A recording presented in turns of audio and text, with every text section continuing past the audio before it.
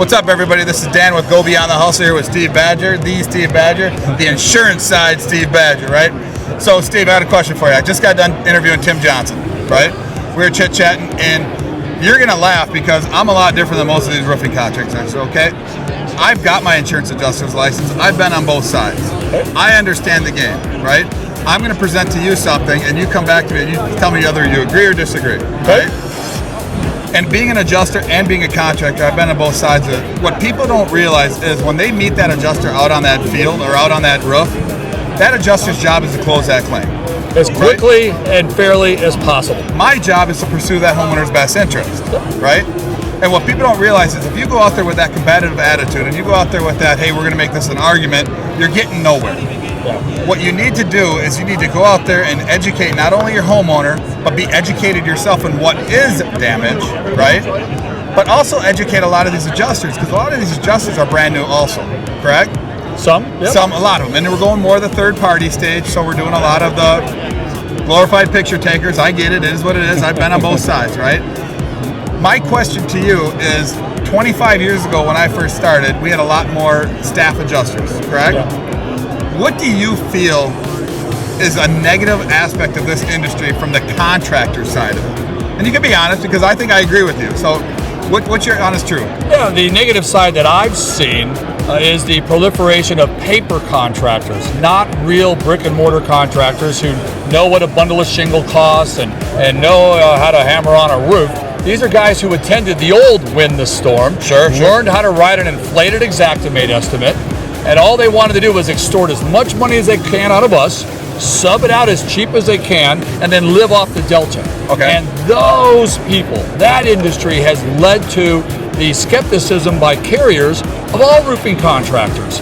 And it absolutely is a cause and effect situation. So today with the session we talked about the not having authority and these issues. This is all a consequence of all the bullshit adjusters on the roofs are having to deal with. So what can you do as a real brick and mortar contractor? Go out there, show them your contract, your retail price contract. I'm willing to put on this homeowner's roof for $36,000. Show them it's only $2,800 above the Xactimate price. Explain to them why you're a little higher.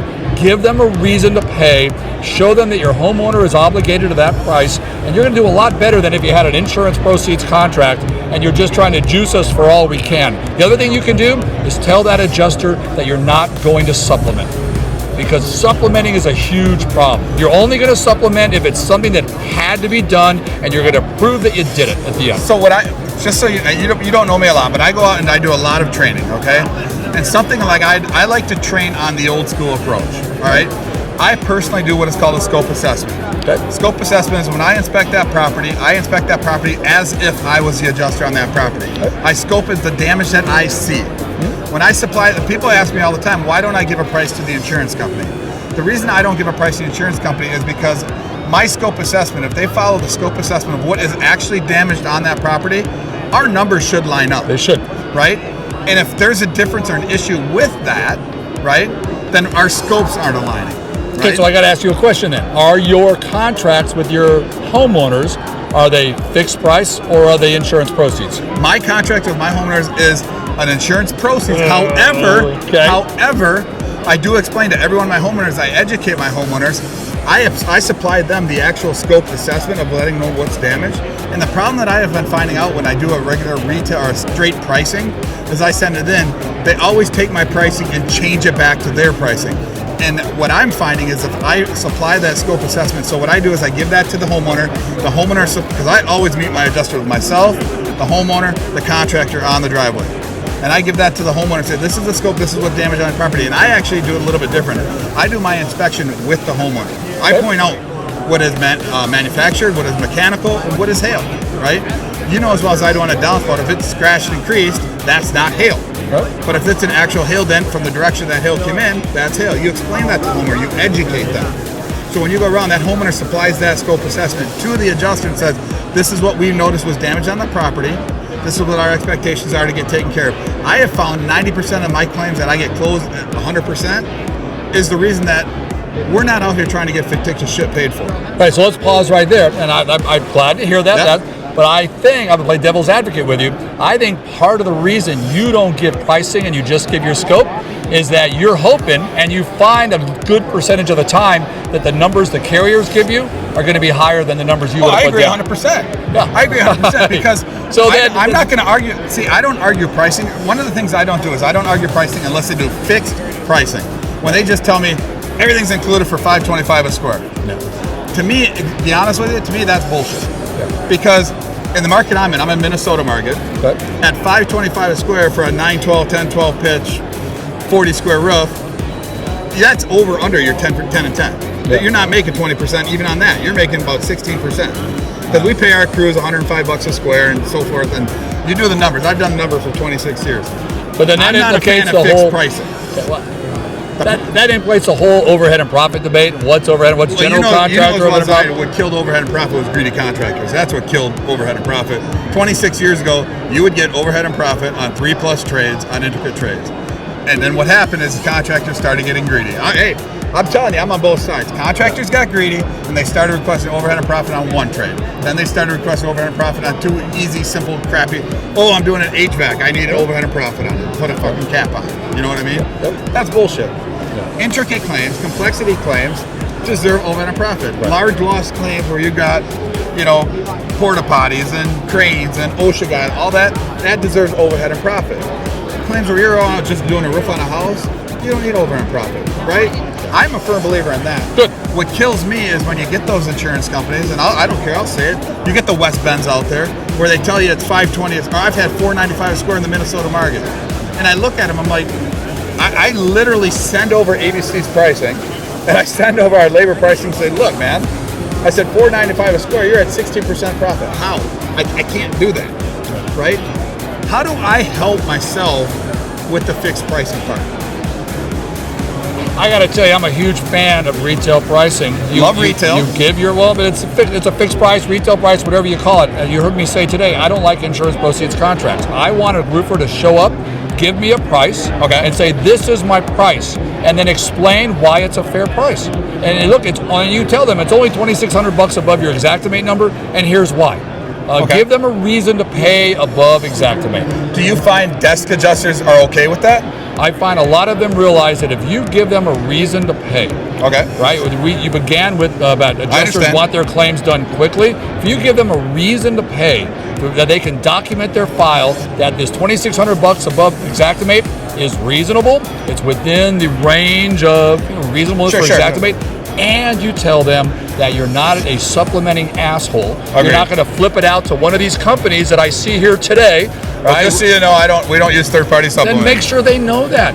Say the only time I'm ever going to supplement is you will hear from me while the roof is being put on, and I will send you a photo of the 3 sheets of plywood that I had to replace. You know what's funny about that is I agree with you 100%. One of the words or lines I say to adjusters is, listen, that's why I do a scope assessment. Is we don't like supplement. The only thing I want to supplement at the end of this job is either a permit or a dumpster invoice. That's what I want to do. And as long as you're paying me my 4 open cornices that I have to have a ladder up there with a flat bar and guy's going to spend 45 minutes doing an open cornice, and that's on Xactimate, you pay those prices for the things like that. I'm not asking for stupid access fees and all that other crap. All I'm asking for is what's on that property. I don't have issues with that, and I hate supplement. I agree with you. I think and that's why you put a retail price down. You say, this is my price. Doesn't matter what goes into it. This is my fair price that I charge in this market. And they're going to write up their Xactimate estimate. They're going to come up with a number that's close, maybe even higher. And then you get paid that, and you're done. And if you don't supplement, you get a reputation in your market that, hey, this guy's fair. He's not going to send it off to one of these knuckleheads here.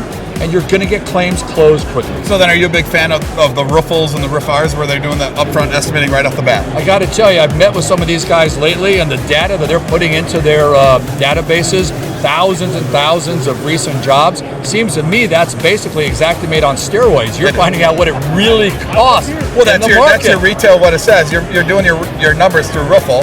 They're pushing that stuff through, right? Yeah. And that's getting the estimate 5 minutes, sending it over and going that route. They've got a database of real roofs that's based upon all the thousands of roofs that have been done recently, so we know what it's really costing. Yeah, I'm all in favor of that. So what we're seeing now is we're seeing a lot of insurance companies are changing their policies as far as regards to ACV policies in 10 years. And I mean, it's a product of the system. I understand why, right? We've been doing it long enough, you understand why. I used to always take those retail jobs that you're in a store market and you actually have hail damage and push them to the insurance side, right? Okay. Nowadays, we're taking those insurance jobs and you push them to the retail side of it. I find that an easier process because I think everybody's been taking advantage of the game. Yeah. Is that right or wrong? Absolutely. Homeowners, insurance companies, adjusters, contractors, everybody's pushing the game to the outer limits. I can't agree with that. I mean, I can't say insurance companies are pushing the outer limits. Some perhaps do. But what we all need to do is find that real competitive, fair price. Yep. And if you're a little higher or a little below, there's going to be reasons both ways. And then you can discuss it. And then you make it work. Yeah. So my last question, I'll let you go. All right. And you always get this question. I know you always do. A State Farm claim, right? And I'm not gonna harp on it because I'm one of the probably 1/100th of a person here that said when they say who's the worst insurance company to work for, they all say State Farm. I actually enjoy State Farm to work with. Good. My only issue I have is on select claims.